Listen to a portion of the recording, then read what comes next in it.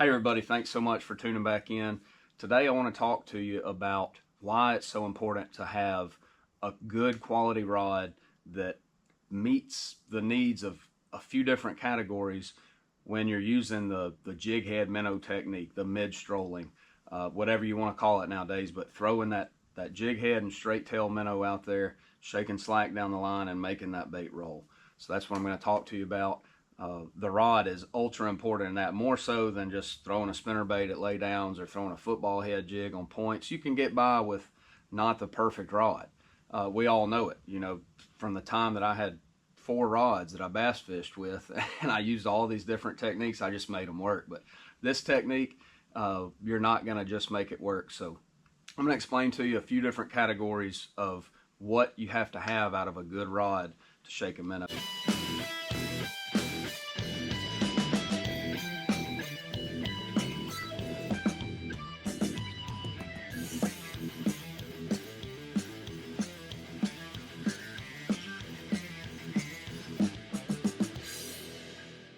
The first thing is going to be the tip. You've got to have the tip. It's got to have a good soft tip, but not only soft, but you need it to not be extra fast. So the action of a rod, on one end of it, it would be extra fast action. On the bottom end of it, it would be a moderate action. And what you get between those two is an extra fast action. When you flex that rod tip, it's going to snap back ultra fast. More of a moderate action rod, it's going to have, when you flex that rod tip, it's going to return to its straightness a little bit slower. You know, there are times that you want that extra fast action when you don't want that rod tip taking too long to straighten back out. One thing I could think of would be a frog. You're really trying to, you know, crack them with a frog. I like an extra fast action out there, a real heavy rod. The time that you really need the moderate action is in shaking that minnow. The reason for that, you can literally get kind of a tempo going and make that rod bounce, and it almost shakes itself.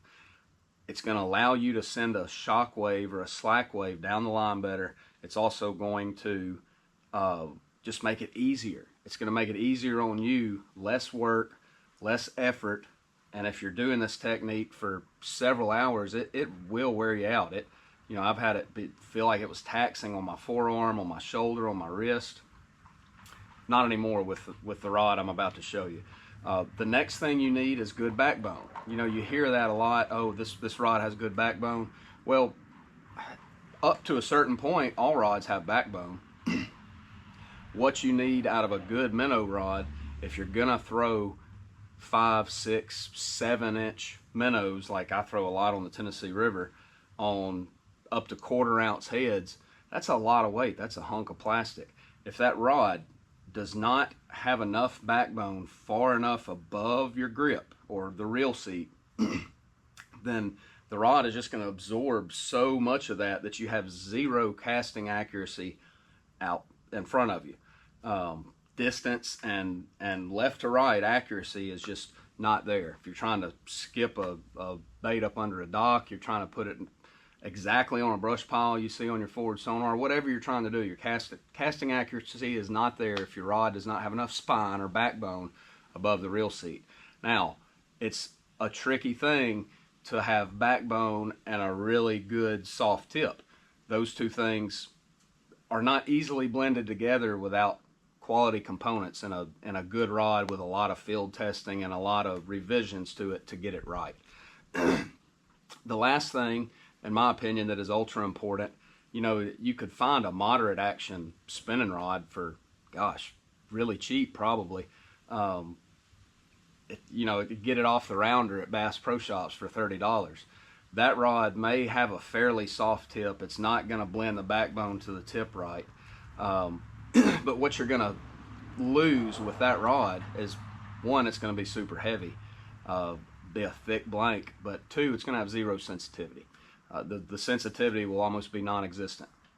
So that's the third thing that, in my opinion, is ultra important. And the reason is braided line does not transmit a response from point A, your bait, to point Z, your hand holding the rod and the reel, when it's not tight.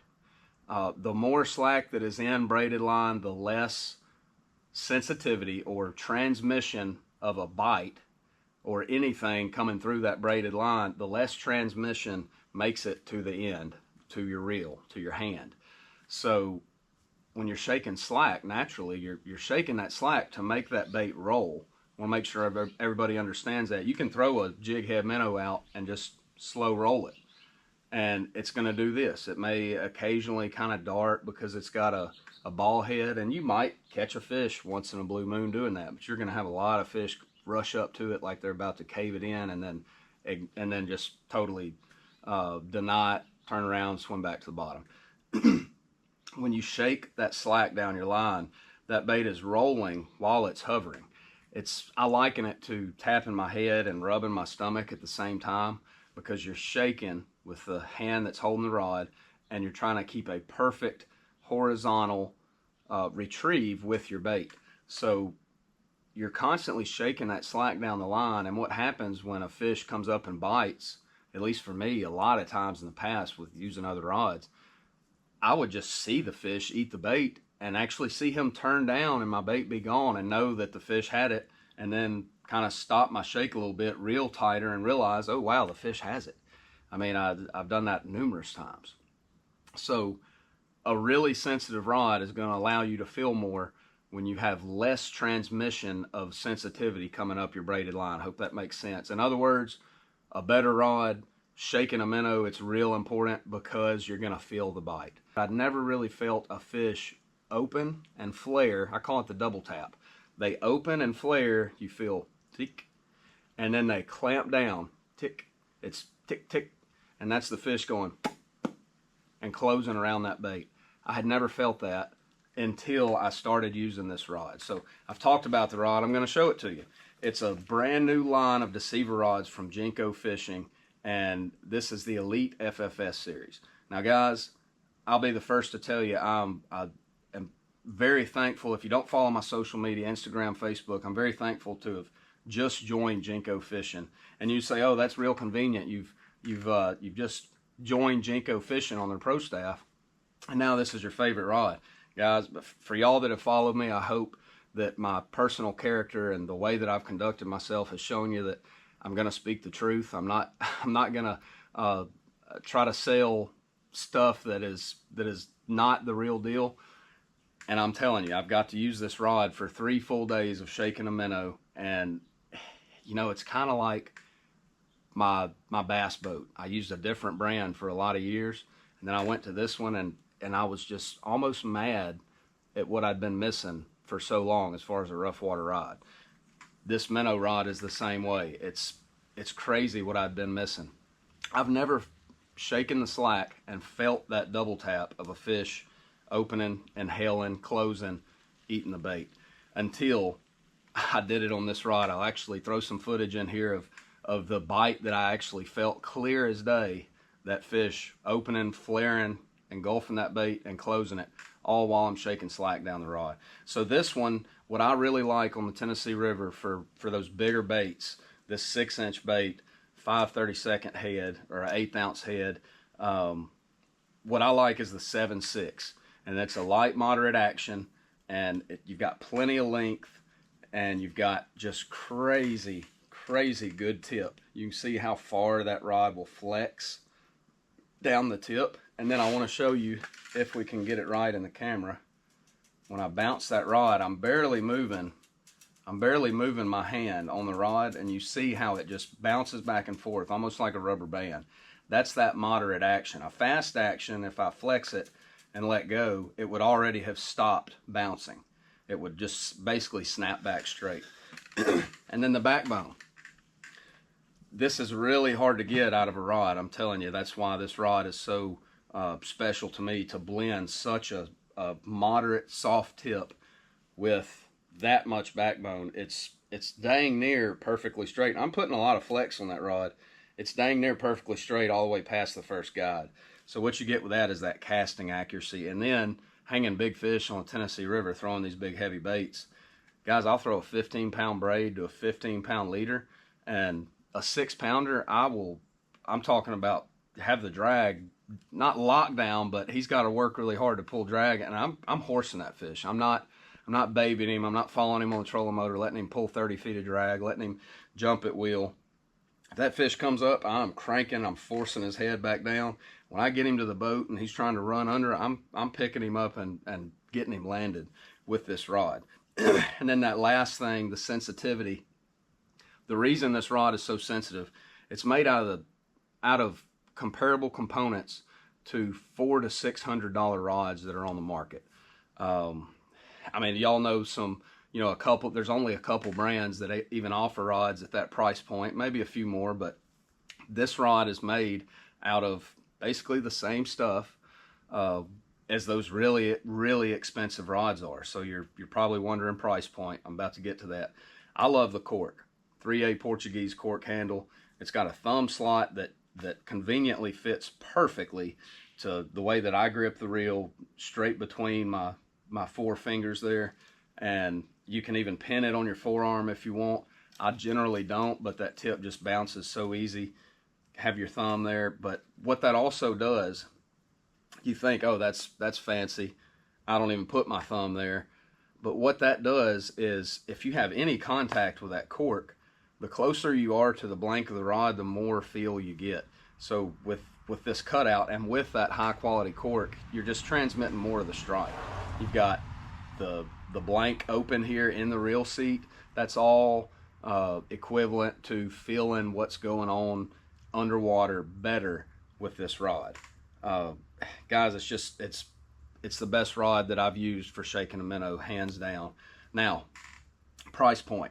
I told you that it compares to rods that are $400 to legitimately $600 rods.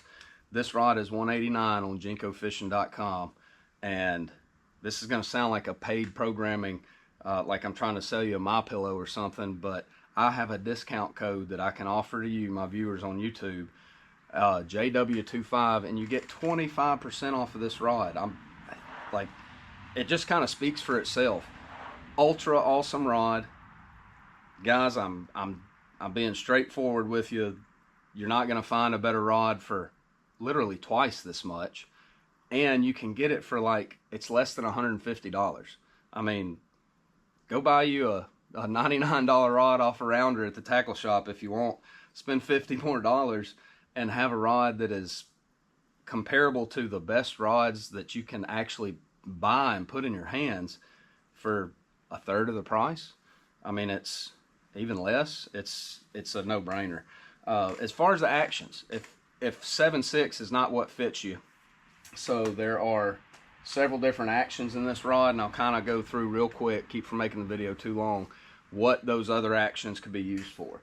So a 6/9, medium, light, moderate. This is for those guys that don't want a super long rod. Some people feel like that long rod, you have less control of the tip, and some people feel that you'll actually make your minnow go up and down with the longer rod.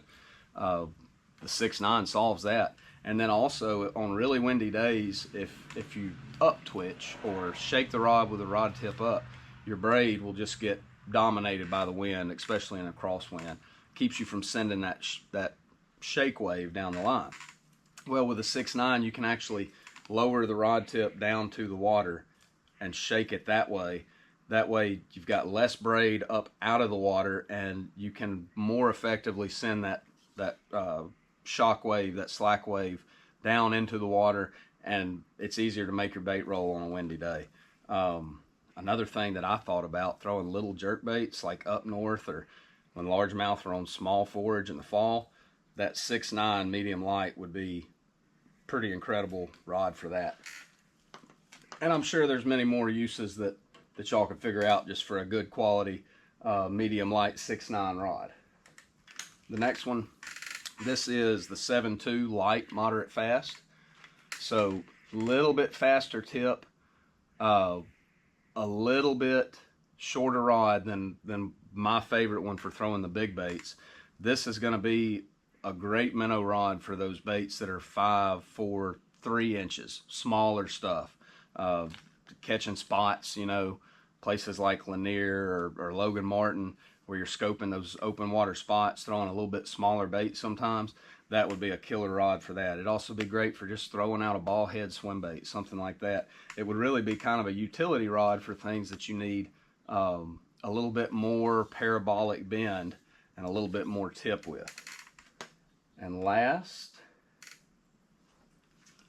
this is the utility rod for guys that just need a good spinning rod to throw a shaky head on the bank, skip a wacky rig up under docks, throw a Ned rig and some current out on a point, throw a swim bait on it, maybe some of your lighter topwaters that you have to throw on spinner rod, like a tiny torpedo, stuff like that. This rod right here would pretty much do anything you wanted it to. It's the 7.2 medium moderate fast action.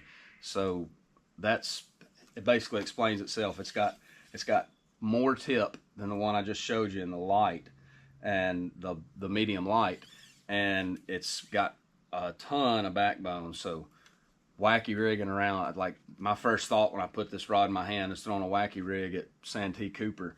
It's really sensitive. It's the right length, but it's got a bunch of that backbone. Really horse those big fish away from cypress trees, dock fishing. And then I also thought about just throwing a shaky head like at Smith Lake around docks, and having the backbone to power those fish out. Throwing a shaky head offshore at Pickwick when those fish get fickle and they want a finesse bait. So stuff like that, setting the hook, you know, in deep water. Really anything you want to do, that 7.2 right there, the medium moderate is gonna have you covered. Medium moderate fast.